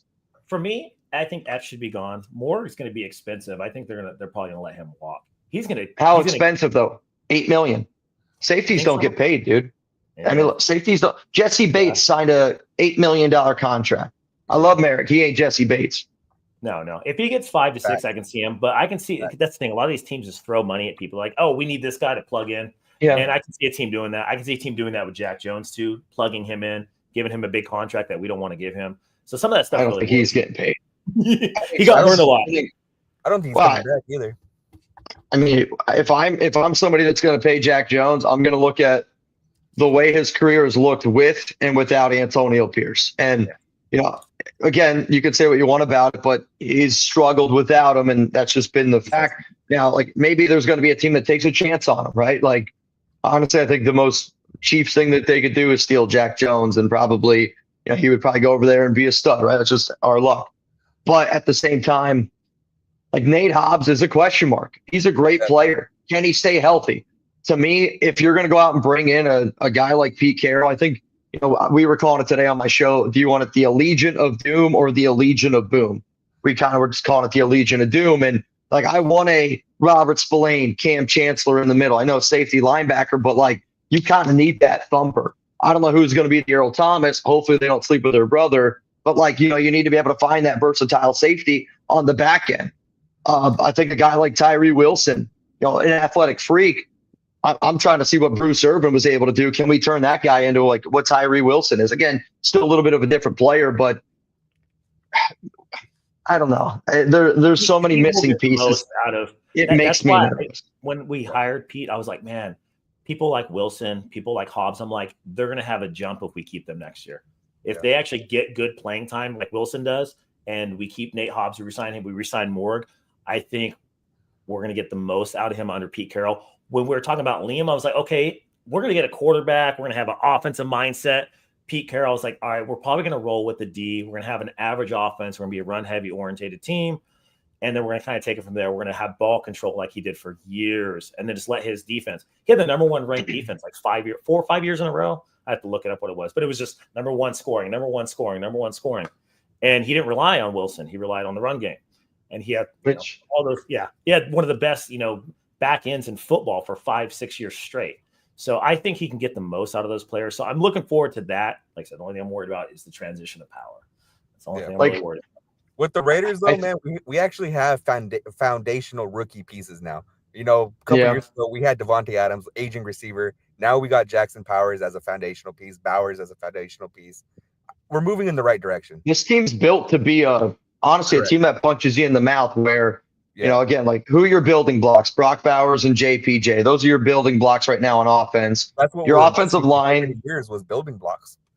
Right? Like, Jacoby Myers is the type of receiver where he's not afraid to hit somebody in the mouth either. Like, you can build that physical team. And maybe that's the route that they end up going. Like, I wouldn't hate the idea of it. You bring in a Russell Wilson, but I think it's also a smart idea of how to win our division, right? Like, I feel like a lot of times, like, certain teams play each other certain ways, and, you know, you kind of like figure out, like, what's the way to win. And I think the way to win is keeping Patrick Mahomes off the field, keeping Bo Nix off the field, you know, keeping a guy like Justin Herbert off the field, and a good ground game, a great defense can help you do that. And I also think Spytek's got this idea, and again, maybe this is just me going crazy, but who's the only team that was able to beat Patrick Mahomes in the Super Bowl? They were able to get just an enormous amount of pressure on him. How were the Giants able to beat the Patriots team? They had NASCAR packages. Like, I could see this Raiders team seriously investing in the defense where, you know, if Abdul Carter's there at 6, might be, you know, like, you could see him end up doing it where we maybe instead of us trying to find the quarterback, because I don't know if we're going to find the quarterback that's ever going to compete with Patrick Mahomes. But what if we could find somebody to pair with Max Crosby and let them pin their ears back and honestly beat a QB the way that sometimes you need to do it. It's tough when he gets every flag, but we still got to try. Yeah, you're not outgunning Patrick Mahomes, and that's the problem. Teams try to do that. You see for the first time, they're like, hey, how do we beat Patrick Mahomes? We hit him in the mouth. You get him frustrated. You get him angry. And he's had one of the worst career years this year. They're winning, but he's having one of the worst years. It's his defense winning games. Yeah. So that's how you beat him. You can't outgun him. And I think too many teams tried that. And we tried that with Derek Carr, and that just blew up in our damn face. You're not going to outgun Patrick Mahomes. And chances are you're not going to outgun Herbert either. You got to win with defense. And Harbaugh's starting to realize that over there. So, I wouldn't be unhappy with the defensive pick. I wouldn't be unhappy, but I would want Johnson at cornerback instead of Carter. To me, if we draft Carter, the writing on the wall is Max Crosby's going to go. That's the one thing I'm worried about. Because if we have 2 stud defensive ends in a couple of years, you only can pay with one of them. You can't keep them both. And then we have Wilson. We have Chase Young. We have a lot of rotational players. There's only so many people can be on the field at once. We still have issues at linebacker. We have the issues at safety. Still have issues at cornerback. So to me, I thought Will Johnson is going to be off the board for us when we draft. So I would love Will Johnson. Oh yeah, he'd be the Richard Sherman. Yeah, definitely. Right, I'm hoping Nate Hobbs turns into that. That's what I hope. But hopefully he's slot. He's a slot, nickel cornerback. I mean, I think when you look at a defense like I think the Denver Broncos honestly are a team to look at right now where they have a lot of guys that are stepping up, but Patrick Surtain's been so flipping good that he's just taking the field away where, they're not going at him. And it kind of reminds me of Revis a little bit where if you can go out and get a guy like Will Johnson, he is truly that talented where I think in a year or two, people are going to be like, man, I don't know if I want to throw that way. And then you saw a guy like Jacorian Bennett. I mean, he took a massive step. He was the best corner the Raiders had this year. And I don't care anyway. I thought he was better than Nate Hobbs. I thought he was better than Jack Jones. I thought he was the most consistent corner we had all season long. And he's also an athletic freak. So, I would love those 2 pairings. I'm not going to lie to you. Will Johnson, Abdul Carter, I would not be mad because I'd make the argument they're the best player available on the board at that time.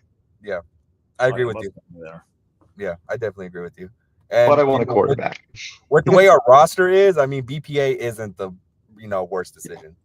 Nobody mentioned BPA before Telesco got hired. That wasn't a thing for the Raiders. That's a Telesco thing. He's gone. Yeah. That's a Telesco thing. Yeah. We have faith in Brady and Spytek to draft the right people. Yeah. When coaches or when players become coaches and owners, things like that, it a lot of times doesn't work out well, especially when they have that much greatness. I always compare Brady to Jordan. Jordan was the worst GM in basketball history. He was so bad. I hope Brady does better. I hope Brady can evaluate talent better. Brady was a leader of men. He wasn't the biggest, the fastest, the strongest. He just understood football. So it kind of makes it a little different. So I think he'll draft well, and I think he's going to be in Spytek's ear. I think they're going to work well together because they have a history together. They go back, 20, 25 years, 30 years? 1999. I looked up the photo of Spytek. I was like, okay, I know where he played, but I didn't know what he played. I was like, oh, he's a linebacker. I'm like, that dude's 6'4". It's massive. Number 42. Yeah. I looked him up, and I was like, oh, there's the group photo. There's Woodson. I'm like, that's cool. That's cool. We need to get Woodson in to own part of the team. That's what we need. Need to figure that one out. So he's killing it with his whiskey brand. Definitely. I mean, I think every guy here, if you told me right now, if I hit the lottery, what's for one random thing that I would do? I would make my own bar. I would make my own whiskey. I would love to be able to do something like that he's doing right now, where he had his NFL career and now he's trying to sell his whiskey brand. Shit. If there's a whiskey company out there, let's do it. I'm freaking in. That's a dream. I know it's funny to see him out because he'll be promoting his stuff and he'll be like, all right, I only can have 3 shots because I got to go to work in the morning. It's I got to go fly out and do a broadcast. I'm like, bro, you're living the dream, man. I do 20 little shots every Sunday during the Raiders weekend. Yeah, those nights are crazy. They're not big shots though. That's literally just hits your lips and it goes down. In the comms, Marcus. Cool. Do you have any? We probably have a ton of questions. We had comments blowing up. I've been pinning them and looking at them. It's been fun. If people want to ask, I mean, I'm. You guys aren't holding me to anything. If y'all got to go, again, I'm good. Whenever you guys need to do your thing, believe me. We can answer some questions. I've been writing. Obviously pulled over on the side of the road, but I'm good. No, the main question people have been asking is, who do you want drafted? You kind of answered that. Like I said, for me, Johnson, if Ward's available, you take him. I don't necessarily think we should trade up right off the bat. I think that's silly, trading away our future. That's not if it was like an Arch or somebody like that's, oh my God, they're going to be the number one guy. They're one of the best, Andrew Luck, something like that, of course. But right now, that just doesn't make sense to trade your future for somebody because you're going to end up with an Anthony Richardson. Most likely that's just not going to be a good quarterback. Yeah, I have not covered defensive coordinator. DC. We have not covered DC, but a home run hire would be Saleh. In my opinion, he already got hired, dude. He got hired by the Niners. What? No, he said it was pending. Just broke, dude. I've been in a meeting for the past couple hours, so shit. Niners head coach. God damn it. I was gonna say, luckily you're sitting down. We're gonna get Gus Bradley. No. No, I don't want him. Trust me, I don't want him. That's just picking out my head. I think for the defensive coordinator, if Graham doesn't stay, we might hire internally. I think that'd be our best bet. I mean, I think Rob Leonard would be the guy that I would love to give a shot to it. I would love for them to keep Patrick Graham. I mean, quite frankly, I think he's one of the better defensive minds in the NFL. I got a video going out tomorrow, so I'll do some DC candidates on that. But the names that I have here, Chris Richard, he's the DB coach right now for Jacksonville. They might be able to bring in a whole new regime. Richard was together with Pete Carroll many, many years in there in Seattle. Dennis Allen, is kind of maybe an unpopular name for some people, but he's a DC. I wouldn't love it. Clint Hurt, George Edwards is a linebacker coach for Tampa Bay. When I did a show like 2 weeks ago, and I was like, I think that they could hire Spytech. And one of the names that I was told was watch out for George Edwards. So that was somebody that I thought of. And then the only other name that we could think of at work was Wink Martindale because he's got Michigan ties and Brady was a Michigan dude. So everybody's like, get Wink.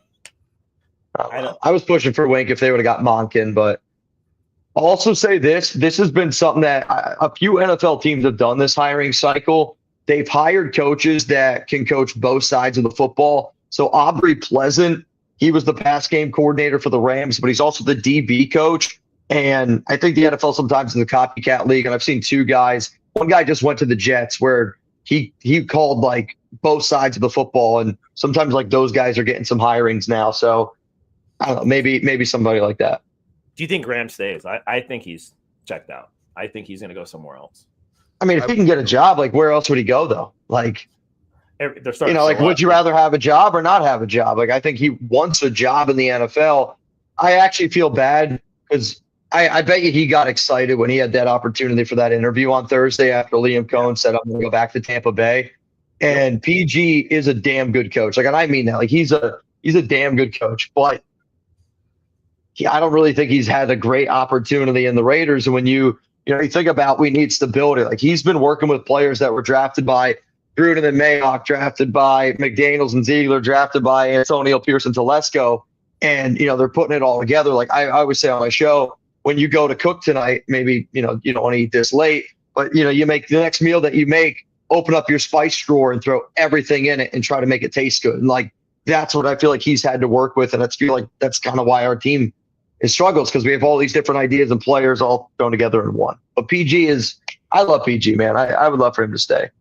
Yeah, I would love PG to stay too. I think Max Crosby's cryptic tweet today was about PG. A lot of players were, a lot of people were criticizing his tweet saying it's a trade request. People go straight for the negatives, but I believe it was about PG. Max Crosby has every right to be unhappy. I mean, let's just be realistic. Yeah, like he has every right if he wants. So Max Crosby just had surgery. Yeah, and in the picture, the guy's got a cast on.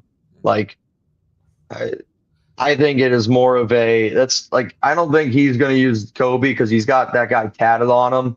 And again, I know Max, like, I have no idea what the picture is. I don't want to make it seem like that. I have no idea. But I don't think Max would use Kobe Bryant in a cryptic way because of the way he thinks about him. Me guessing the cast has to do with Max and him, like, getting ready to, you start shooting free throws is when you're getting ready to get back at it. And I think, like, that's kind of what that was. Like, I'm getting ready to get back at it. That's my opinion. But he deserves consistency. I think the smartest move would be keep Graham. I'm not always sold on Graham. He's had one good defense in all the years he's coached, really. And he had a okay above average with the Giants. But if you look They at were great in 2023 with he had like the 8th or 9th ranked or something along those lines. I'd have to look the it up. final 9 games with Antonio Pierce. They were the number 1 defense in the NFL. Now, points that against. was his best year. That was his best year. But prior to that, he had a lot of mediocre years. I think it's a smart thing to keep him, even though I'm not completely sold on him, because of the consistency. He's the only thing that's been stable in our organization. That's it. It's him. That's all. Him and Mark. So I think the defensive players will rally around him. So when I saw that he wasn't going to sign a new contract or he denied his extension, I'm like, shit, he's going to get a head coaching job somewhere. And then we saw Cohen sneak away to Jacksonville. That was the funniest thing ever. I was like that. That was brutal. Like, that guy is that's where were you panicking? Did you think Spytek was going to go? Big time. Because at like 5 o'clock, we found out he was Jacksonville. And for those 4 hours, we didn't know what was going to happen with Spytek because he didn't put pen on paper. And then at 10 o'clock, they released it. It's like, okay, now we're good. Then in my head, I'm like, Brady called him. It's like, no, you need to sign, like, because this is going to go out of control. The old Raiders would have let that just blown out of proportion for a week and a half. And but I had overheard that Spytek was already in Vegas. I wasn't panicking too much on that. But Joe just said a hug from Mitch and Josh would guarantee 3 Super Bowl wins for the Raiders.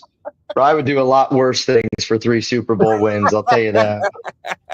Oh man, it's been a while since we've been to the playoffs, man. It's been a while, man. The Bengals won. I mean, obviously ended in heartbreak. Vegas needs. Yeah, that was brutal. That was brutal. Very brutal. Yeah, I think the worst game, that last game in Oakland when Minshew beat us. Terrible. Like the amount of crying Raider fans I saw was, I mean, it was wild. Like you could tell like that one hit home. That one hit home, but like losing to the Bengals that one year, that was crazy. That one hurt. I was row 1 in the black hole for that Jaguars game. I had food getting thrown over my head, beer thrown over my head. You know, people throwing shit at Carr because he came to the black hole. Said, "Oh yeah, they're throwing batteries at him." I had my kids with me, dude. Terrible. I had like strapped to my chest and everything. That was back in the day. Yeah. I've been taking them. I have a photo. Me and my buddy, because we both had our kids during football season. I have a picture of my newborn strapped to my chest at a Raider game. Max is just like this. I'm like, whatever, we got to be here, man. You know, I'm not giving up my seats. That's awesome. Yeah, it was insane. I missed the game. My ex-wife went into labor, and I missed one of the games, and I talked shit. I'm like, I have to miss the game for this, and she ended up not having our kid. And so I stayed home, and I was all pissed off because I think we played the Bills or something. Yeah, you said your ex-wife. How dedicated I am to games, dude. Yeah, that's probably why Max. I'm always leaving to Oakland and Vegas now. But no, that's how dedicated a lot of us Raider fans are. Like, you see me, like I get done like coaching my kid in football and stuff like Saturday 3 or 4 o'clock. And I'm right to Vegas right afterwards, and I come home the next day. You know, I'm there less than 24 hours a lot of times just to go to games. So you know, that's crazy. Yeah, it's nuts. It's insane. You know, get those flyer miles. Drives, bro. He don't even fly. He'll hop in the car 8 hours. I hop in the car, just jet. I'm like, all right, I'm out. Because the airport's too far from me. It's an hour and a half away. I don't want to drive to the airport. Yeah, that's kind of how my hometown is. I mean, like when I go out to Vegas, like for like weekends and stuff like that, like if we're like doing events or whatever out there, like we'll fly in, you know, Saturday, and then we will take that first flight out Sunday morning at like 5 a.m. where it was the Wednesday. It was August 18th, that Wednesday practice at Allegiant Stadium where like, you know, like they allowed fans to go to. And we went out there with, his name is David Zaw, and he's like our big, like, he's like our like head honcho over there, Mount Raidermore. And we took another guy, his name's Taino. He hooked us up with this, like, seriously, it was like a $600 WWE like Raiders belt. And we were like, oh, like, let's, you know, go to the practice together. Like, let's all hang out. And bro, I was so banged up. Like, I was really, really banged up. And then we had to go like take that next flight like early in the morning. But we always did that. And like waking up for that flight sometimes, it like ruins your entire week. Like, I'm serious. Like, I give you credit like for driving all that much because I hate driving. It's why like I really don't drive. But like, dude, it was really my entire week. Exhausted all week. I flew in for the Chargers night game. That Sunday night game where, you know, winner goes to the playoffs. I flew home right after the game. Almost missed my flight. This one? It went to, that one. That one. Oh, dude, that's sick. Flew in the morning of, left my house at 5 a.m, had a layover at LAX, flew into Vegas, went to the game. Our flight back was like at 8:45. And obviously the game went into overtime and it went to triple zeros in overtime. Dude, we ran that bridge. We paid an Uber driver cash like $150 just to make our flight back home. It was Oh my insane. Lord, I was bro! Like got home at like 4 this in the morning. is the only moment in my life where I thought maybe Derek Carr is the franchise quarterback. Yeah. Like that was his swaggiest moment he's ever had. We had hope back then. We had hope, That game was awesome. And that moment lives on in That was an amazing game. Amazing. That moment lives on in Charger fans' head. They're like, that's your quarterback, the quarterback that wanted to tie. That's your franchise leader. You ain't going anywhere. Good luck. And like, and that's one of the things, like I always get in arguments with some of the guys at Chat Sports, because now we're getting to the point where, we almost have somebody to cover every NFL team. And like every person, like, defends like their team, like, which I totally get. But like, I'm not worried about Bo Nix in the playoffs. I'm not worried about Justin Herbert in the playoffs. And I think both those quarterbacks are talented. I think both those quarterbacks have shown that they are good. They can win games. But like, I do like look at them as a Kirk Cousins, a Dak Prescott, where you could be the most talented mother effer in the regular season, but when it's like really time to go, like those two guys like don't strike fear in me. And it's because like Herbert doesn't have that killer mentality. And it was honestly one of the things that used to drive me the most nuts about Carr, where like Tom Brady had that killer mentality where he could like lock it in. And DC was frustrating because you would watch him one quarter and you're like, this guy is unflippin' believable. And then bang, you're like, this is a totally different quarterback. And I don't, you didn't like see that. But like Herbert and Bo, they kind of have that where they don't scare me. No. They're and they'll never gonna Herbert's not clutch. Like, and you saw the game, he looks social media quarterback.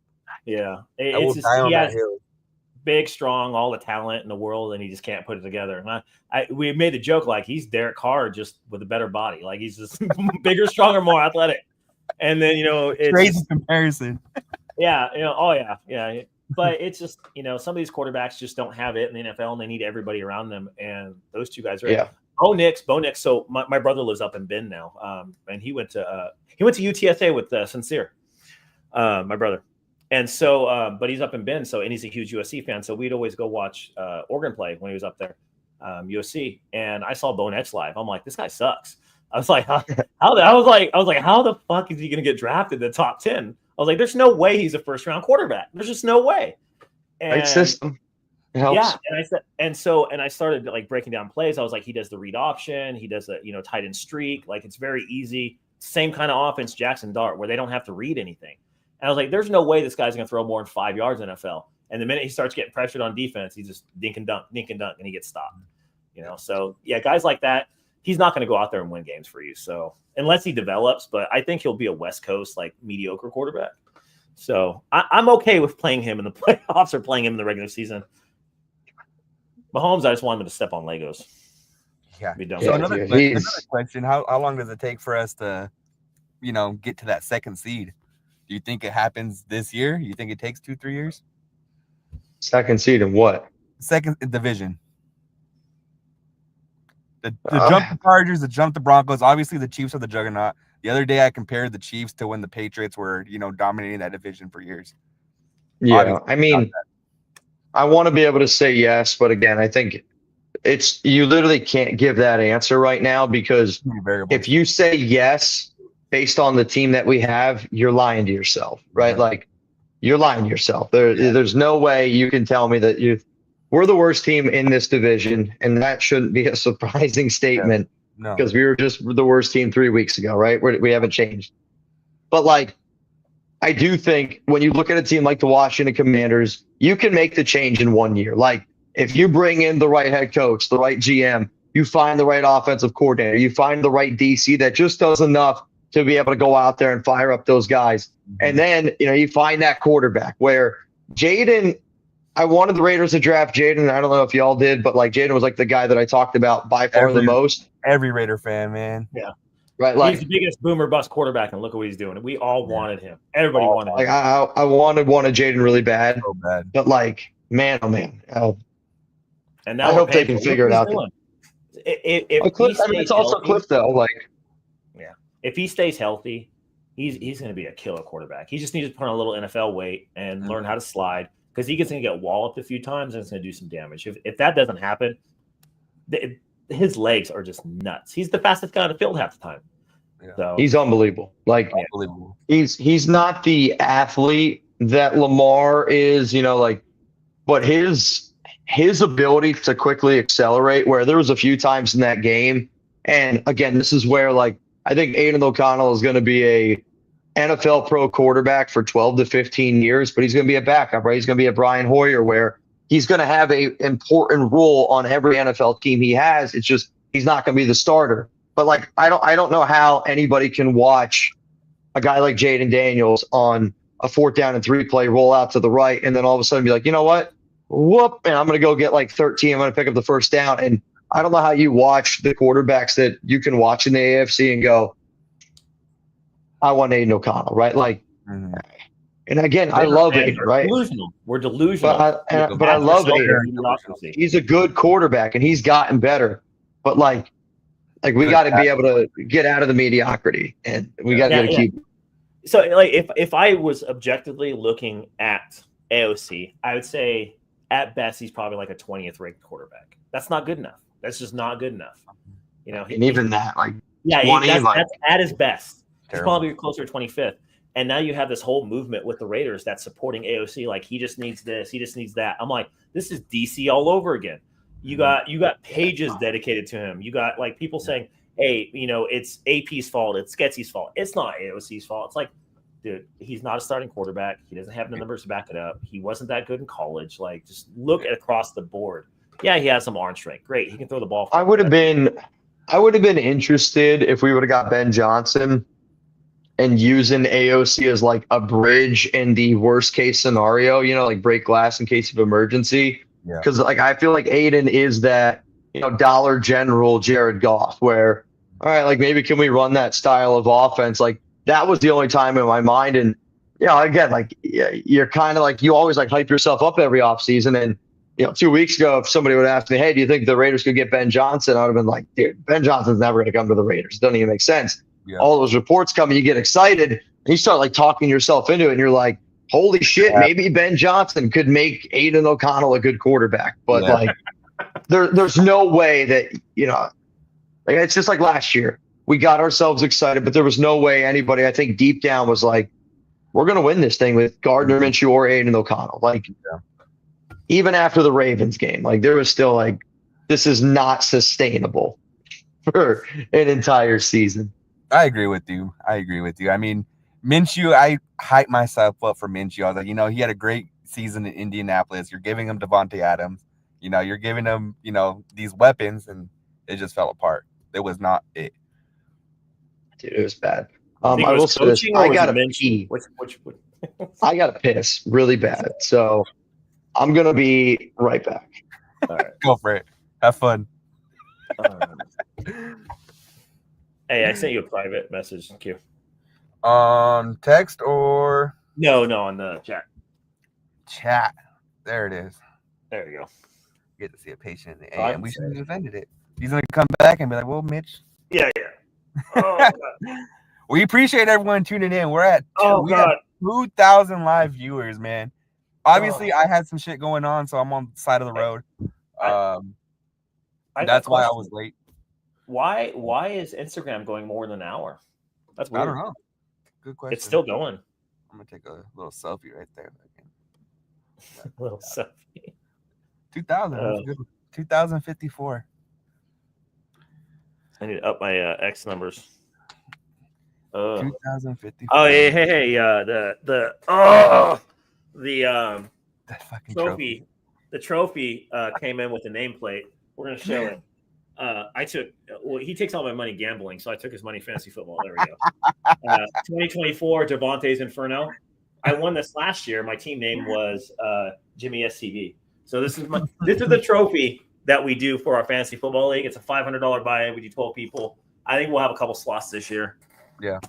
But I'm almost positive, depending on payments last season, that there will be slots open. Yeah. No, I had a couple people. One of the guys I do fantasy football with here locally wants to join in. He knows ball. He won our 12 team this year. He played D1 at Utah State. He played with Donald Penn. Oh shit. Yeah. So I'm in a fantasy football league. He's a teacher out here. I played against Deron Bland. Fun fact. Really? Yeah. He went to Central Catholic. Oh shit! I didn't know that. Yeah, Deron Bland went to Central Catholic. I played at Series High and was able to play against him once. But then he went to Sac State. He wasn't even a big recruit at the time. Yeah. Deron Bland was a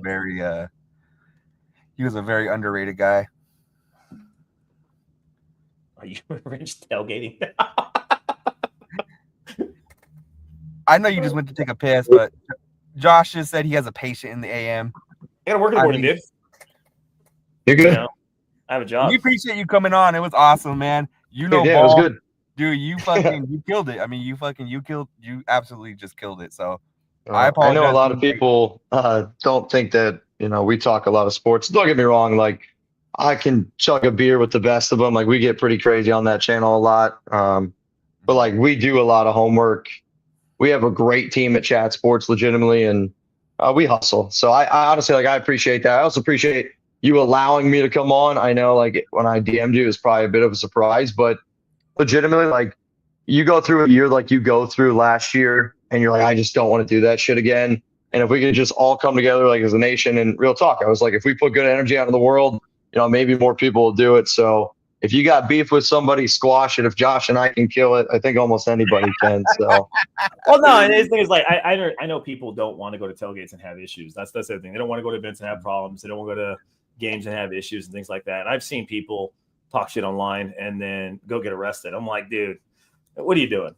It's not gonna be me. Like, the only way I'm fighting anybody, like jokingly, I was like, if somebody wanted to, if you raise money, right, and you're like, hey, we'll donate all this money to a charity or something like that. Like, I've always thought it'd be funny, like, do like a Raiders like Royal Rumble and donate it to like St. Baldrick's or like something like that. We're gonna do. Josh has tried this already. Oh yeah, I've raised some real money. So I don't tried this shit. I'm not even joking. I compete. Well, no, I'm saying, like, that's the only way I'm fighting like anyone. Like, that's the only way. I've tried. I've told people, because like I train at a MMA gym out here, and I've told people, I was like, hey, you want to run your mouth? You want to say stuff? I was like, I'll rent the gym out for us. Like, we can go in there and just bang. I won't film anything. We can raise money for charity. People are like, oh wait, no. I'm like, yeah, it gets serious real fast, man. But that's what I mean. Like, that's why I always joke where people find out real quick. Like, growing up, like, I wrestled a little bit, like, not a lot. And, but like, I played college baseball with some of these guys, and they boxed all the time. And they used to like play this game where, they would put like Post-it notes on their hands, and like they would try to like put the Post-it notes like on each other's foreheads. And dude, they would put Post-it notes on my face so quick, it was like unbelievable. But like, when we would wrestle, because I had wrestling background, they were in a whole different world. And it's the proof of, like, if you actually like train and like you work at something, it's a totally different animal. And like, growing up, we used to always say, like, you don't mess with farmers, you don't mess with wrestlers, because it's a little bit of like a different type of strength. But nah, man, like, good for you. Like, stand up for yourself. But I promise you this, I'm not fighting anybody. I will make a bet. I bet I can chug a beer faster. I can shotgun faster. I'm not going to say no to that. I'll say this though, like, pound for pound, I can handle a lot of drinks. I can, my entire life, this might sound total pause, but my stomach's always been able to expand. I can eat a crazy amount of food. I can drink a crazy amount of like stuff. Now I can eat, soaks it up a little bit, which is kind of, my secret trick, I guess, which definitely helps. But if you could beat chugs in a boot, I would say that's impressive. So we do boots on the show, 36 ounces. As long as it's not ice cold. If you could, seriously, go get a boot, 36 ounces. If you can do it, it's 3 beers. Yeah. If you can do it in less than 7 seconds, you got a shot. Oh, shit. Jesus Christ. He just opens up his throat. Holy shit. His name's Chugs. Like, it's not his real name, right? Like, we interviewed him. And so I love, like, the Chug story is hilarious because we interviewed him, and like, on his interview, I was like, you want to chug a beer? He's like, yeah, I'll chug a beer. Like, we didn't even hire him yet, and absolutely crushed it. And we were like, dude, we just called him Chugs, and it's like literally stuck with him ever since. Like, that's pretty crazy. But no, I'll let you get going, man. I appreciate the combo, and again, we'll link up. I'm probably gonna make some content in the off season just around like Raider fan led like mock drafts and all that. So I'll probably hit y'all up. and we'll cross promote like that because our setup is a little bit different. Like when we get guests and stuff on, but we might be able to get you guys on. I just got to get it approved by my company. So Yeah, we'll figure it out though. We appreciate you coming You guys on. have fun If you guys with it, haven't already, please follow Mitchell Renz 365. He's chat sports. He's everywhere. You know, he does this thing, man. He knows ball, so give him a follow. I can comment on his post now, so you know it makes my day. Yeah, let's leave it like that, huh? I'll keep it like we'll that. Be respectful. You know, this is the problem. Like a lot of us have the same opinions. It's just we differ about one thing, and then everything blows up. Honestly, don't call me a Jets fan. I don't like the clickbait comments because I don't think I do clickbait. I really don't. So like those are the two things where I'm like, they get under my skin, and when I see it all the time, I'm like, dude, I can't do that. So as long as we're good there, we'll be I'm good. getting called clickbait now. I'm like, oh, that's cool. I'm like, because clickbait is turned into if I disagree with you, it's clickbait. Yes. And that's what drives me nuts. The whole Max Crosby shit. I'm like, how does he look to you? He looks pissed off to me. I don't know how a generation that grew up on Family Guy and South Park is as soft as what some of these people are. Dude, blows my mind. Fans have become pussies. It's bad. Very well. You are what you eat. All right, I'm going out. I gotta get some food. Later, guys. Peace out, guys. Have a good one. Yeah.